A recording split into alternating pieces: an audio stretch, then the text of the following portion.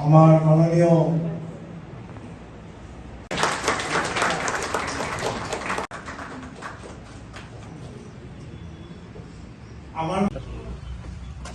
আমাৰ Bodoland handloom mission আৰু handloom and textile ডিপাৰ্টমেণ্টৰ বিটিআৰৰ চিফ সন্মানীয় প্ৰমোদ বড়ো ডাঙৰীয়া দেৱৰ যিটো ভিজনাৰী মিছন সেইটো একেবাৰে বিটিআৰ অঞ্চলত বাস্তৱ ৰূপায়ণ কৰাৰ কাৰণে আমি হাতে ভৰি লাগিছোঁ।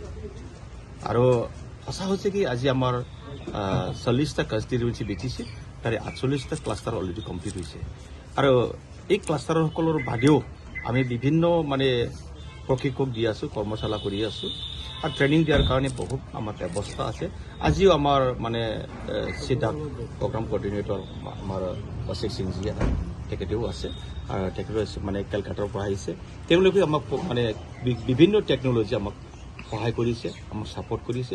সঁচা হৈছে কি আমাৰ বিটিআৰ অঞ্চলটো হেণ্ডলুম এণ্ড টেক্সটাইল ডিপাৰ্টমেণ্ট এটা পৰ্যায়লৈ আহি পাইছে। নতুনত্ব কিবা কৰাৰ ক্ষেত্ৰত প্ৰজেক্ট চলিছে নেকি? নতুনত্ব আমাৰ একো নাই। আমি যিটো পুৰণি যিটো টেকনলজি নতুনত্ব আছে আৰু যিটো ট্ৰেডিশ্যনেল ড্ৰেছবোৰ আমি এইটো একেবাৰে আন্তৰ্জাতিক পৰ্যায়লৈ লৈ যোৱাৰ কাৰণে যিটো বহুত ডিমাণ্ড এইটো আন্তৰ্জাতিক পৰ্যায়লৈ লৈ যাবৰ কাৰণে আগবাঢ়িছোঁ। আৰু আমাৰ অসমৰ চিফ মিনিষ্টাৰ সন্মানীয় ডক্টৰ হেমন্ত বিশ্ব শৰ্মা যিহেতু আছাম এডভান্টেজ যিটো লৈছে সেইটো সঁচা হৈছে কি আমাৰ বিটিআৰ অঞ্চলৰ কাৰণে এটা ভাল পদক্ষেপ হ'ব। আৰু চেণ্ট্ৰেলৰ পৰা যিখিনি পাবলগীয়া বিটিচিয়ে সেই ফাণ্ডবিলাক পাই আছে আমি পাই আছোঁ, কোনো হোৱা নাই, আমাৰ পাই আছোঁ।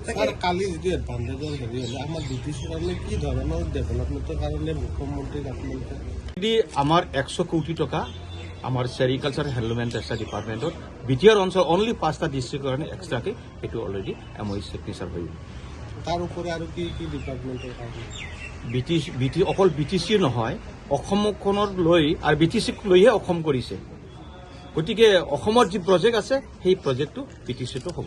নিবনুৱা যুৱতীসকল কেনেধৰণৰ হ'ব বুলি ভাবে, লাভৱান হ'ব বুলি ভাবে? নিশ্চয় হ'ব।